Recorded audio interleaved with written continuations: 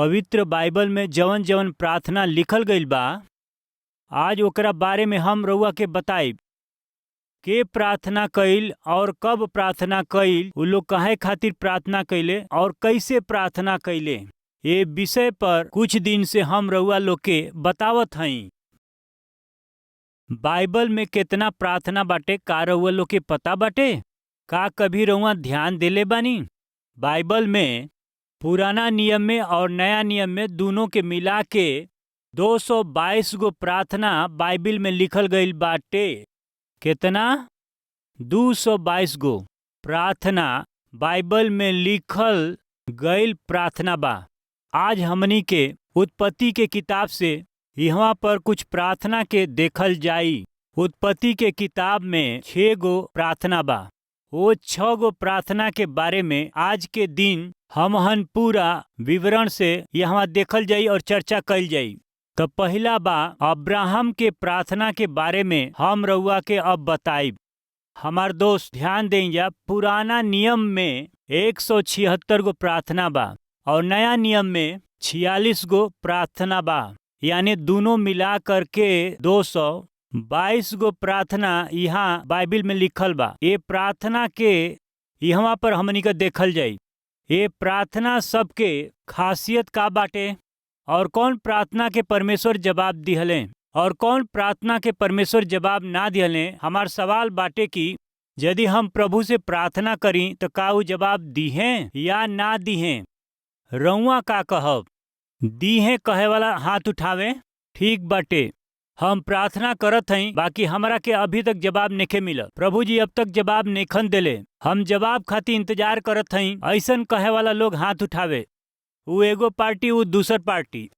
कुछ लोग कहले हमें कि परमेश्वर जरूर जवाब दिहें और कुछ लोग कहता कि प्रभु अबही तक जवाब नैखन देले। रउआ का कहत हई? प्रभु जवाब दिहें या ना दिहें? हाँ, मेहरबानी से सुनी जा। जब हम प्रार्थना करेली जा तो प्रभु जवाब जरूर देलन। रउआ जब भी प्रार्थना करेली, चाहे तोहार कौनो विषय भी होखे, प्रभु जवाब दिहला बिना कभी चुप ना रहेलन। तब रउआ हमरा से सवाल करब कि का हम प्रभु के विरुद्ध प्रार्थना करब तो का प्रभु जवाब दिहें? हाँ, दिहें। ई का कहत हवा ब्रदर? यदि हम वचन के विरुद्ध प्रार्थना करी तो, यानी कि वचन के विरोध में हम प्रार्थना करब तो का प्रभु जवाब दिहें? ध्यान से सुनी। जब हम प्रार्थना करेली तो 3 तरीका से हमरा के जवाब देबेलन। पहला बा, जब रउआ प्रार्थना करेली और वो परमेश्वर के वचन के अनुसार बा, तब प्रभु जवाब दिहें। का करिहें? हाँ कह के, तोहरा प्रार्थना के हम स्वीकार करत हई, ई कह करके तोहरा के जवाब दिहें। और यदि हाँ तोहार प्रार्थना प्रभु के इच्छा और वचन के विरोध में बाटे, ओकरो खातिर उ जवाब दिहें। का कही है? हम तोहरी प्रार्थना के स्वीकार नहीं करीला, इहे कही हन। यदि हम प्रभु के इच्छा के मुताबिक भी प्रार्थना करी जा, यदि ओकर तुरंत जवाब नेखे आवत तो ओकर मतलब का होला? यस, प्रार्थना कइला पर प्रभु हमनी के तीसरा जवाब देलन और वो ई बा, हम तोहरी प्रार्थना के जवाब तो देब, बाकी ओकरा खातिर सही समय ना बाटे। पहला बाटे, हम तोहरा खातिर जवाब देतनी, और दूसर का अबही ई समय नइखे, और तीसर का ई हमार इच्छा नइखे। जब हम प्रार्थना करीला तो हमनी के प्रार्थना के जवाब का एकरा में परमेश्वर के इच्छा बाटे कि नाही, ए पर आधारित होला। यदि राउर प्रार्थना प्रभु के इच्छा के अनुसार बा तो वो यस कहेलन, और प्रभु के इच्छा के विरोध में हो तो वो नाही कही है। यदि रौरी प्रार्थना के जवाब पावे में देरी होता, रौरी प्रार्थना के जवाब पावे खातिर जवन विश्वास के जरूरी बा वो लियावे के चाही, और जवाब खातिर निश्चित समय बा तो प्रभु ई कही है कि वेट करी, इहे कही है। जवाब भी 3 तरीके के बा। एगो बा यस, दूसर का बा नो, और तीसर का बाटे वेट। यदि रौरी कोनो प्रार्थना के जवाब यस बा तो हाँ प्रभु के धन्यवाद करी। नो कहला से रउआ परमेश्वर के इच्छा के अनुसार अब प्रार्थना करी, और वेट कहला से रउआ प्रभु के समय का इंतजार करी।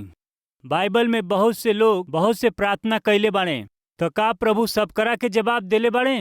केकरा के प्रभु जवाब दिहले बाड़े और केकरा के जवाब नइखन देले। प्रभु काहे खातिर जवाब दिहले और काहे जवाब ना दिहले। उत्पत्ति के किताब में 6 गो प्रार्थना बाटे। वो प्रार्थना में से प्रभु जी कौना प्रार्थना के जवाब दिहले और कौना प्रार्थना के जवाब ना दिहले। जवाब मिलला के कारण का बा, जवाब ना मिलना के कारण का बा, देखल जाई। एकरा बारे में हम रउआ के बताई तो हाँ, वो पहला बाटे कि अब्राहम को कइल गइल प्रार्थना। वो कैसे प्रार्थना कैले आई जे ओके देखल जाई। उत्पत्ति के किताब अध्याय 15 पद 1 से वचन 1 से आगे पढ़ल जाई। ये बात के बाद में यहोवा परमेश्वर के वचन दर्शन में अब्राहम के पास पहुंचल। हे अब्राहम, मत डर, तोहार ढाल और तोहार और अत्यंत बड़ा प्रतिफल हम हई। अब्राहम कहले, हे प्रभु यहोवा। वो प्रभु से बात करत हमें। चली जा रउआ लोग के हम फिर याद दिलाई। बाइबल में 222 गो प्रार्थना लिखल गइल बाटे। उन्हन लोग प्रार्थना कैले और कौना विषय में वो प्रार्थना कैले। उ लोग काहे खातिर प्रार्थना कैले, प्रभु से उ लोग काहे खातिर विनती कैले, ई तो बाइबिल में लिखल गइल बाटे। बाकी के प्रार्थना हाँ कि वो प्रार्थना कैले लोग या वो महिला प्रार्थना कैली, ऐसे ही बा। वो प्रार्थना कैले ई लिखल बाटे। बाकी का प्रार्थना वो कैले और वो कैसे कैले ई बाइबल में लिखल नइखे गइल। तब हम लिखल गइल प्रार्थना के रउआ के बतावत हई। तो पहला बाटे अब्राहम कैसे प्रार्थना कैले, एके देखल जाई। अब्राहम कहले कि हे प्रभु यहोवा, हम तो निर्वंश बानी और हमरा घर के वारिस ई दमिश्क के निवासी एलियाजर ही हुई हैं, तो रउआ हमरा के अब का देब। यही तरह से अब्राहम परमेश्वर से कहले और अब्राहम कहले, रउआ तो हमरा के वंश नाही दिहली और का देखत हई कि हमरा घर में पैदा भइले एगो आदमी बारिश हुई है। हाँ, यही तरह से अब्राहम कहले। यदि इंग्लिश बाइबल में हमनी के प्रार्थना के देखल जाई तो पाइब जा कि 40 गो बात यहाँ पर उपयोग भइल बा। अपना विनती के बतावे खातिर अब्राहम 40 गो उस शब्द के उपयोग कैले। बहुत से अनुवाद बाटे, यही खातिर एक गो भाषा के अनुवाद देखी जा तो शब्द बढ़ सकेला या कम हो सकेला। वो 40 गो शब्द के इस्तेमाल करके प्रार्थना कैले। उनकर प्रार्थना यही तरह कर रहे कि हमरा के बेटा चाही। गर्भ के फल यहोवा के ओर से उपहार ह। अब अब्राहम के प्रार्थना वचन के विरोध में बा या वचन के अनुसार बा। कृपया ध्यान से सुनी। जब प्रार्थना करेली तो प्रार्थना वचन के अनुसार होके के चाही। वचन के अनुसार यदि राउर प्रार्थना नइखे तो चाहे रौरी रोवला से या चिल्लैला से या छींकला से, अपन सिर दीवार से मरला से या ताली बजावला से या कुछ कैला से रौरी प्रार्थना के जवाब ना मिली, तो फिर कौना प्रार्थना खातिर जवाब आई पता बा। जवन प्रार्थना वचन के अनुसार होखे वही प्रार्थना के जवाब आई। बहुत से लोग वचन के विरोध में होकर के प्रार्थना करेलन। वचन के विरोध में प्रार्थना कई के प्रभु से वो प्रार्थना के जवाब वो लोग पावल चाहेलन। जब रउआ वचन के विरोध में प्रार्थना करेली और वचन के विरोध अपेक्षा करेली तो वो प्रार्थना के जवाब कभी ना मिली। तब प्रभु का जवाब दी है, ये प्रार्थना वचन के विरोध में बा। नो, हम तोहरा प्रार्थना के जवाब ना देब। ऐसे ही सीधा बता दी हैं। जब रउआ प्रार्थना करेली तो रौरी हृदय में सबसे पहले रउआ के पता चले के चाहे कि जवन हम प्रार्थना करत हनी ई वचन के अनुसार बाटे कि नाही। विजिटिंग आवर्स में कुछ भाई बहन लोग आवेला, उनकरा परिवार खातिर और जरूरत खातिर प्रार्थना करावे खातिर हमरा लगे आवेलन। कहेलन, भैया प्रार्थना कर दें। काहे खातिर? हम एगो लड़की से प्यार करीला, बाकी वो हमरा से प्यार ना करेली। प्रभु से मनवा के उनकर मन बदल के हमरा से शादी करवा दें। उनकर माता पिता भी शादी खातिर राजी हो जाओ, ऐसे ने प्रार्थना करी। इहे कहेलन। हम पूछली का वो लड़की विश्वासी है? ना भैया जी, वो विश्वासी एकदम ना है। वो प्रभु के बिल्कुल नहीं मानेली। बाकी प्रार्थना कैला से प्रभु सुनिहन ना, सुनिहन। हमरो प्रार्थना के सुनिहन, तोहरो प्रार्थना के सुनिहन। बाकी का वो जवाब दी है का? नहीं, जब रउआ प्रार्थना करब तो सुनिह न, जरूर सुनिह। तो जवाब दिहे न भैया जी? हाँ दी हैं, यही खातिर रउआ पास हम आइल हई। प्रभु तो जवाब दी हैं, बाकी का कही हैं? नो, इहो तो जवाब हउए।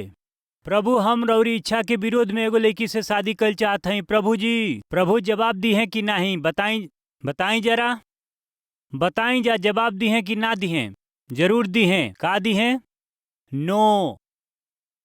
जब रउआ प्रार्थना करेली तो उ प्रार्थना के वचन के मुताबिक होखे वाली प्रार्थना चाही।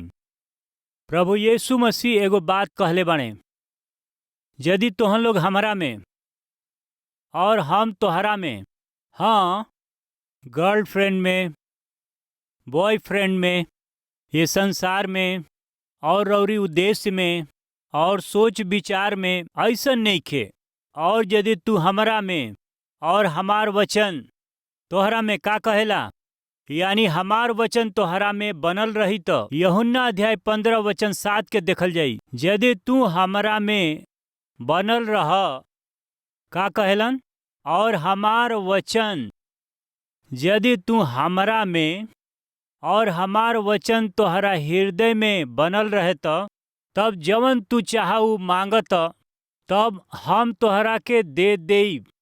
ई उ कहले। यदि ऐसने होई तो बहुत अच्छा होई। तोहर लोग के जवन कुछ चाही ओके मांगा जा और तोहरा खातिर के हो जाई। ई कहते तो अच्छा रही। 7वां वचन के हम बीच में से पढ़ ले बानी। ई का हुए? तोहन जवन कुछ मांग और हम तोहरा के देब, हम तोहरा के दे देब। सबोदेशक में लिखल बाटे, हे जवान, अपना जवानी में आनंद कर और अपना जवानी के दिन में मगन रह, आनंद उठाव, एंजॉय कर, ऐसन लिखल बा। बाकी हमें रुकला में खतरा बा। बाकी याद रख कि ये सब बात के विषय में तोहार परमेश्वर न्याय करी है। रउआ वचन के पूरा ओके पढ़ी। आधा वचन पढ़ के ओकरा के प्रार्थना कइल अच्छा ना हो। आज ज्यादा लोग ऐसा ही करत हमें। नहीं, बाइबल के अच्छा रीति से पढ़ी। रउआ कुछ किताब के पढ़ी ली और दूसरा लोगन के बात के रउआ सुने ली, थोड़ा यहाँ वहाँ देख के। यह प्रभु के इच्छा बा, यही तरीका से सोचेला। ऐसे मूर्खता से काम करे वाला बहुते लोग आज बाड़े। और प्रार्थना वचन के अनुसार होके के चाही। यही से वचन के तोहरा के जाने के चाही।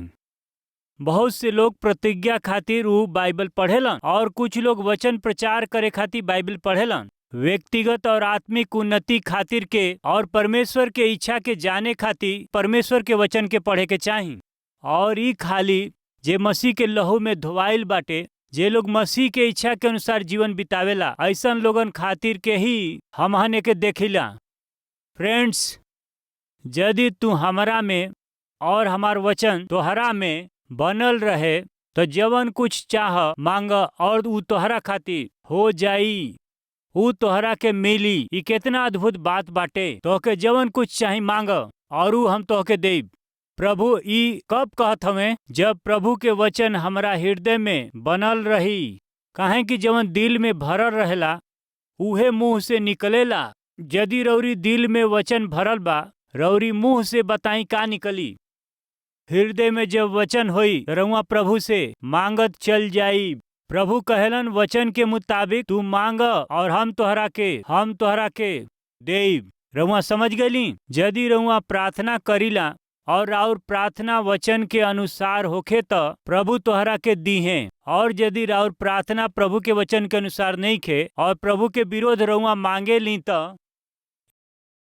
एकरा खातिर चाहे 10 दिन, चाहे 20 दिन, चाहे 30 दिन, चाहे 40 दिन, कितनो दिन भी उपवास रखें, रउआ के जवाब बिल्कुल नहीं मिली। कुछ लोग तो खाली 7 हफ्ता चर्च में आवेलन और कुछ लोग ऐसन मन्नत मानेलन, प्रभु हम 14 हफ्ता कलिसिया में आई। कृपया ध्यान से सुनी। रउआ चर्च के चारों ओर कितनो चक्कर काट लें या प्रभु के उपस्थिति में आके कितनो भी विनती करी या कितनो भी प्रार्थना कर लें, रौरी चिल्लैला से, रोवला से, आंसू बहावला से बाकी कबहू भी ना। परमेश्वर यदि रउआ वचन के विरोध में प्रार्थना करत हई तो जवाब नहीं दी है।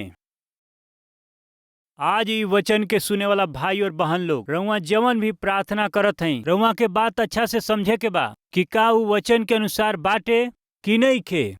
यदि राउर प्रार्थना वचन के अनुसार होखे तो प्रभु जरूर ही जवाब दी है। यदि राउर प्रार्थना वचन के विरोध में होखे तो फिर प्रभु ओकर जवाब ना दी है। ये बात के भी हम रउआ के बताए। देखिए, अब्राहम एक बार परमेश्वर के प्रतिज्ञा के विषय में और वचन के विरोध में प्रार्थना उ करेलन। का रउआ जानिला, एक बार अब्राहम परमेश्वर के प्रतिज्ञा के विरोध में प्रार्थना कैले रहले और ये बात हम रउआ के बतावल चाहत हई, यही से रउआ ध्यान से सुनी। वो परमेश्वर से कहेलन कि हे प्रभु, हमार तो कोनो संतान नइखे, तो फिर हमरा के जवन कुछ द, हमार जवन दास बाणे उहे तो हमारा संपत्ति के बारिश हुई है। एह तरह से अपन दुख वो परमेश्वर के बतावत रहले। परमेश्वर उनकरा के जवाब दिहले रहले, हे अब्राहम, हाँ, हम तोहरा प्रार्थना के सुन लेले बानी और हम जवाब देब। एकर जवाब उ कैसे दिहले, आई जे देखी जा। उत्पत्ति अध्याय 21 में पहला वचन से हमहन आगे पढ़ल जाई। यहोवा परमेश्वर जैसे कहले रहलन वैसे ही आगे देखी। यहोवा परमेश्वर जैसे कहले रहलन बिल्कुल वैसे ही सारा के सुधि लेके यहोवा परमेश्वर अपना वचन के अनुसार कैले। का रउआ समझली? राउर प्रार्थना परमेश्वर के इच्छा के मुताबिक होके के चाही, प्रभु के प्रतिज्ञा के अनुसार होके के चाही, प्रभु के वचन के अनुसार ही होके के चाही। यहोवा परमेश्वर के ई वचन दर्शन में अब्राहम के पास ई पहुंचल, तोहार अत्यंत बड़ा प्रतिफल हम ही हई।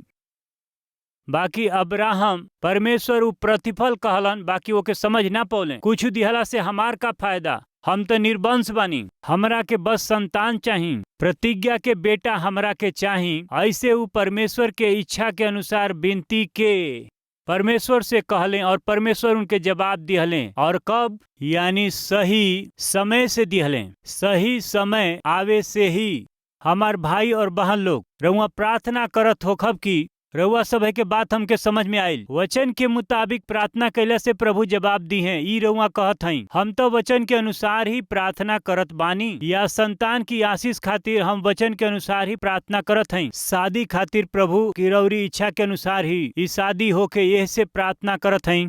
हमरा खातिर सही जीवन साथी दें, ई रउरी इच्छा अनुसार, रउरी इच्छा अनुसार नौकरी दें, इच्छा अनुसार घर दें, इच्छा अनुसार हमके सेवकाई शुरू करे के बाटे, रउरी इच्छा के अनुसार ही हम तो प्रभु से मांगत हई। बाकी एकर जवाब नेखे आवत। एकरा पीछे कारण का बाटे? एकर जवाब यहाँ पर बा। यहोवा परमेश्वर जैसे कहले रहलन वैसे ही सारा के सुधि लेके और उनकरा साथ अपना वचन के अनुसार कैले। परमेश्वर जैसे कहले रहलन सारा के सुधि लेकर के। रउरी सवाल के जवाब यहाँ बाटे अध्याय 21 वचन 1 में। यहाँ देखी कि उनके जवाब कैसे मिलता। यहोवा परमेश्वर जैसे कहले रहलन वैसे ही का कहले? निश्चय ही, समय पर ही। समझला ना? रउआ प्रार्थना करब तो परमेश्वर जवाब दी है। कैसे दी है? यस, तुरंत जवाब दी है, या कहीं है वेट, रुकल रह, हम तोहरा के जवाब देई। बाकी हम ओकरा खातिर निश्चय समय ठहरौले बानी, एगो समय हम ठहरा देले बानी और उ समय अइला तक रउआ के इंतजार करे के बाटे। कृपया ध्यान दें, प्रतिज्ञा के बेटा के देव ऐसे परमेश्वर अब्राहम से कहले। तब अब्राहम के उम्र 75 बरिस के रहे और उस समय अब्राहम के उम्र का रहे? 75 बरिस के रहे। तब परमेश्वर प्रतिज्ञा कैले, का कहले? हम तोहरा के संतान देव और तोहरा संतान के जरिए सगरी संसार के कुल के हम आशीष देव। जब अब्राहम 75 साल के रहले तब परमेश्वर उनसे प्रतिज्ञा कैले। यहाँ तुरंत जवाब आयल का? नहीं, एकरा खातिर के 25 बरिस लाग गई। विश्वास के परीक्षा में ये 25 साल में अब्राहम के बहुत से पाठ सीखे के रहे। ये पाठ के सिखावत सिखावत सिखावत जब अब्राहम 75 से 100 साल के हो गईले और सारा जब 90 बरिस के हो गईली, वही समय परमेश्वर के द्वारा निश्चित कैल समय पर एगो महान प्रतिज्ञा के परमेश्वर पूरा कैले। आई जाओ के पढ़ल जाई। सारा अब्राहम से गर्भवती भइली और उनकर बुढ़ापा में वही नियुक्त समय पर ही जवन परमेश्वर समय नियुक्त कैले रहलन एगो पुत्र भइल। ई तो उनके असंभव हो गए रहे कि प्रभु हम बूढ़ा बानी, ई तो असंभव बा। हाँ, हमार औरत अब बूढ़ा होतई। रउआ कहली कि हम जवाब देई, बाकी अब तो देरी होता, शायद रउआ जवाब ना देई। ऐसे बहुत लोग संदेह करेला। प्रभु जौना विषय के हम प्रार्थना करत हई ओकर जवाब हमके ना मिलत हउवे। जवाब आवे में देरी हो सकेला, बाकी ओकर आइला तक, यानी कि यदि कुछ हो जाई तो का होई? राउर जवाब आवे तक शायद हम तो बूढ़ा हो जाई। राउर जवाब अइला तक प्रभु परिस्थिति हाथ से निकल जाओ। कृपया ध्यान से सुनी। प्रभु जब जवाब देबेलन तब परिस्थिति हाथ से निकलता ई रउआ के दिखाई देत हउवे। रउआ के लाग सकेला कि बहुत ही देर हो चुकल बा, बाकी प्रभु जवन समय के ठहरावेलन ऊ तोहरा जीवन में सही समय बाटे। याद रखी ये बात के रउआ कबो ना भूली। ई प्रभु के नाम से विनती करीला। संतान नइखे प्रभु जी, ऐसन ऊ प्रार्थना कैले। परमेश्वर का कैले? टिक लगा दिहले, हम तोहरा के एगो बेटा देई। बाकी समय लाग गईल। 25 बरिस तक अब्राहम और सारा के इंतजार करे के पड़ल। परमेश्वर जवाब दिहले, श्रेष्ठ जवाब उनके दिहले। परमेश्वर अब्राहम और सारा के बेटा दिहले। परमेश्वर के इच्छा के अनुसार से प्रार्थना कैला से तुरंत जवाब आ सकेला या जवाब अइला में समय लग सकेला।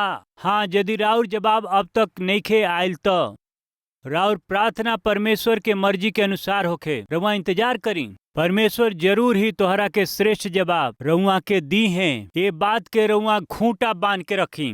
लेट्स प्रे, प्रार्थना करी जा।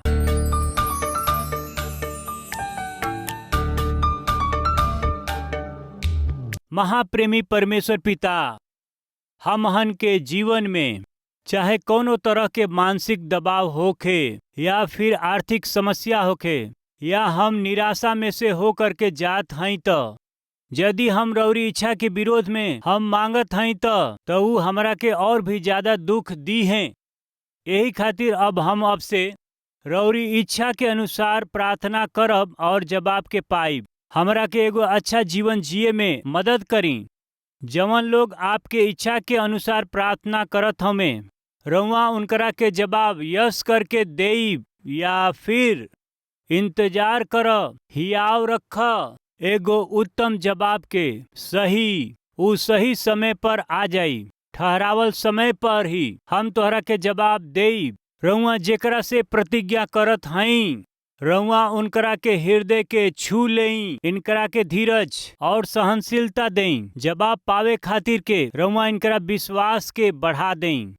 पिताजी, जे लोग भी आज हमारा साथ मिल के प्रार्थना करत बा, एहन लोग के रउरी इच्छा के अनुसार प्रार्थना करे में रउआ मदद करी, सहायता करी। यीशु मसीह के नाम से हम ई प्रार्थना के करत हई, आमीन। हमार पता बा Calvary post box number 30, Kukatpally, Hyderabad 72।